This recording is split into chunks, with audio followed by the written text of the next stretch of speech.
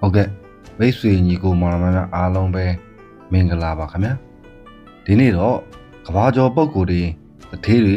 ခေါင်းဆောင်တွေဟာသူတို့ဘဝအလဲပြောင်းနေမှာဘလို့စိတ်ထားမျိုးတွေထားရှိခဲ့တယ်လေသူတို့ရဲ့အတွေ့အကြုံတွေကနေဘာတွေသိယူနိုင်မလဲဆိုတာကိုဘူတုဒရစရာမှတ်သားစရာအနေနဲ့ကဘာကျော်ပုဂ္ဂိုလ်တို့၏အဆိုမိန်များဆိုတဲ့ခေါင်းစဉ်နဲ့တင်ဆက်ပေးသွားမှာပါဗျနံပါတ်1အပဲတီထောင်သူစတီဗီဂျော့ကအလုတ်ကောင်းတစ်ခုဖြစ်မြောက်ဖို့တစ်ခုတည်းသောနီလန်ကကိုလုံနေတဲ့အလုပ်ကိုချစ်မြတ်နိုးဖို့ပါပဲတဲ့ဟုတ်ကဲ့လူတော်တော်များများကအလုပ်ကိုပတ်စံတစ်ခုတည်းအတွက်လုပ်နေကြပါတယ်ဒါပေမဲ့စတီဗီဂျော့ပြောချင်တာကစိတ်ပါဝင်စားမှုမပါရင်ထူးချွန်ပြောင်မြောက်တဲ့ရလက်အထွက်လာနိုင်ဘူးတဲ့ကိုမပြောတဲ့အလုပ်ကိုလုပ်နေသေးတော့တာမန်အဆင့်မှာပဲရက်တက်နေမှာပါ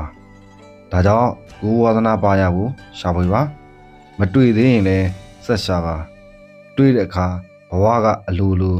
ပြောင်းလဲသွားပါလိမ့်မယ်တဲ့နံပါတ်1ယူပဗေဒပညာရှင်အဘတ်အိုင်စတိုင်းကစိတ်ကူးရင်နိုင်စွမ်းဟာအသိပညာထက်ပိုအရေးကြီးပါတယ်တဲ့အသိပညာဆိုတာကျွန်တော်တို့လက်ရှိသိထားတဲ့အရာတွေမှာပဲကန့်သက်ရှိပါတယ်ဒါပေမဲ့စိတ်ကူးစိတ်သန်းကတော့အကန့်အသတ်မရှိပါဘူးကဘာကြီးကိုတိုးတက်စေတာကအသည့်ဆန်းတွေကိုစိတ်ကူးရတဲ့တက်တိပါပဲဒါကြောင့်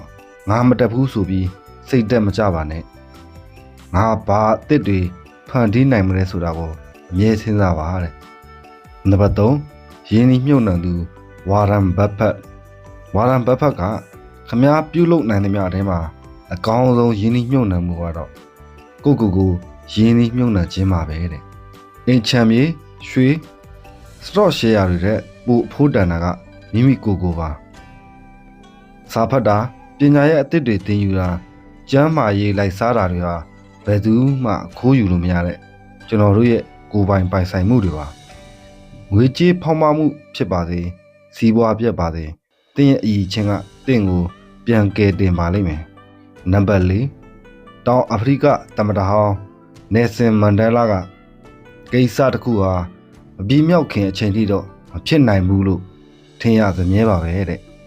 စတက်အတစ်ခုစလောက်တာပဲဖြစ်ဖြစ်စာမိုးဝဲတကြီးတစ်ခုဖြေတာပဲဖြစ်ဖြစ်အစာပိုင်းမှာ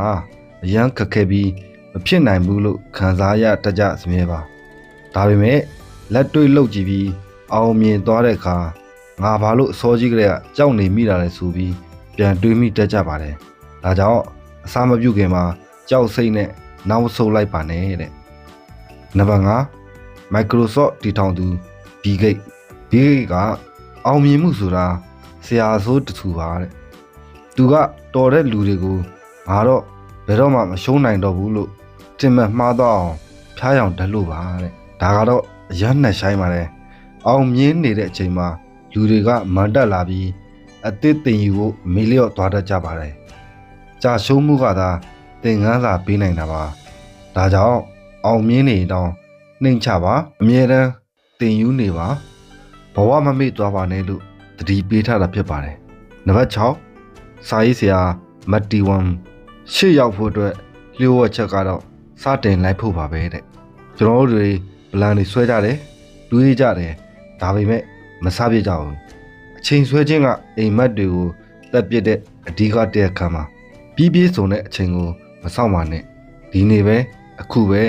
သေးငယ်တဲ့အရာလေးတစ်ခုကနေစတင်လိုက်ပါတဲ့နံပါတ်9မီဒီယာပိုင်ရှင်အိုပရက်ဝင်ဖရီတင့်ရဲ့ဒဏ်ရာတန်ချက်တွေကိုဉာဏ်ပညာအဖြစ်ပြောင်းလဲလိုက်ပါတဲ့ဘဝမှာနာကျင်စရာ